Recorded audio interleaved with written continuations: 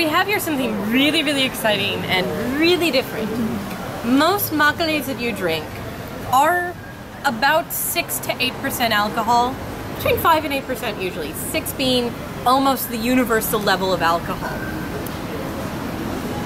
Now, what most people don't realize about those makgullis is that, like whiskey or wines or lots of other things, they've actually been blended. And so you brew the makgulli and then you add in aspartame, you add in wheat flour, other things to bring the flavor into the profile that you want, to make it full-bodied or to make it sweeter, to make it rounder, fuller tasting makgulli. This, the Nak Makgully, the Seng Makgully here, hasn't gone through that blending process to make it lower alcohol and have that bigger flavor. This has 15%, which puts it almost in line with the sort of soju that you're going to get at the corner store. So it's a much stronger alcoholic drink. And the important thing to know about makgulli and its place in Korean drink making is that essentially makgulli and the process to make it is the basis of Korean alcohol making. All kinds of alcohol in Korea essentially start out as a variation of makgulli.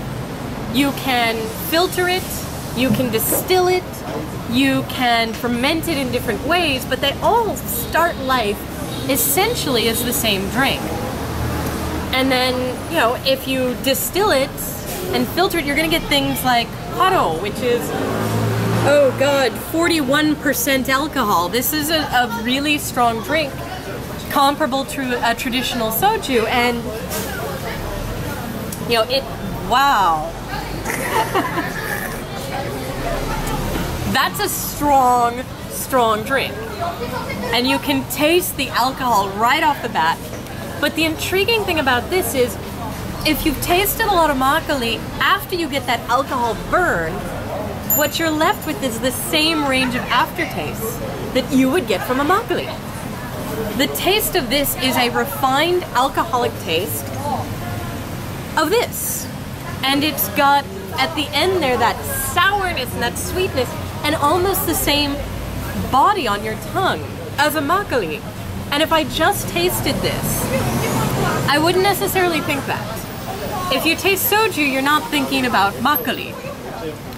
But the truth is that a traditional soju and a traditionally distilled drink like this 화요 actually has all the same flavors, all the same flavor profiles of the original makgulli, and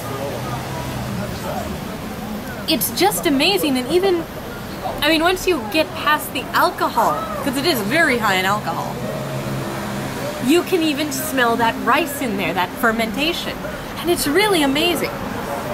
So now I'm going to try that makgulli that doesn't have the blending to bring down the alcohol, to bring up the sweetness. And at 15%, like I said, this is almost like a soju you get from the supermarket.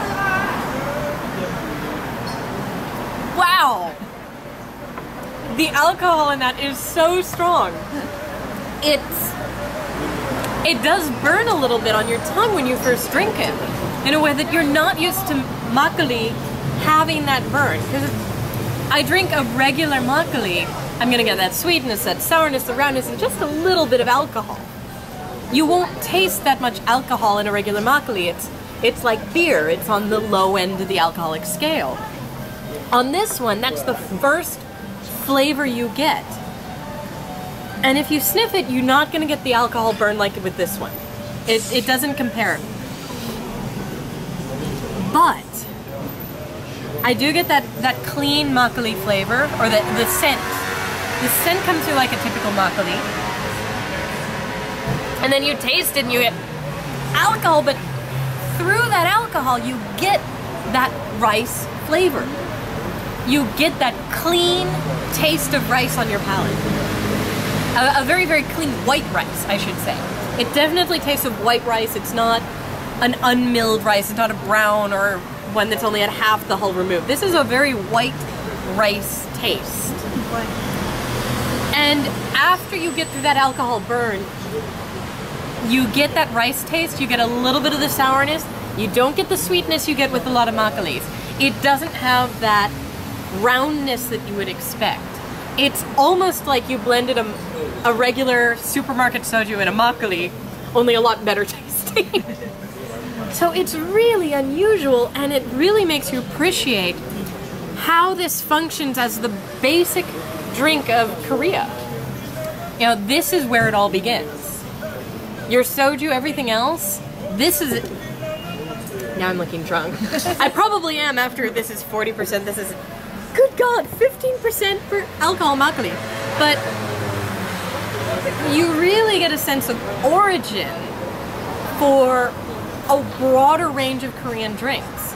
You can really appreciate makgeolli's role in the drinking life of Koreans and Korean culture. It's just absolutely amazing.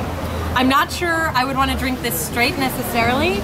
It is really aggressive in a way that you wouldn't want if you're typically drinking a makgeolli, but it makes a great base for makgeolli cocktails. If I was going to blend up a little fruit and combine it with something, this would make an amazing cocktail drink. And I know a lot of people do use it as a cocktail base. And so if you're not into that aggressive alcohol flavor in your makgeolli, blend it up with something. It'd be great with, God, watermelon or apples or grapes or just about anything. This could be the sangria of Korea. But you could drink it straight, as long as you're prepared for the taste being really different than the normal makgeolli you're going to pick up in the supermarket. But it really is an extraordinary drink and just completely different. Completely different in a way that totally ties the whole range of Korean alcohols together.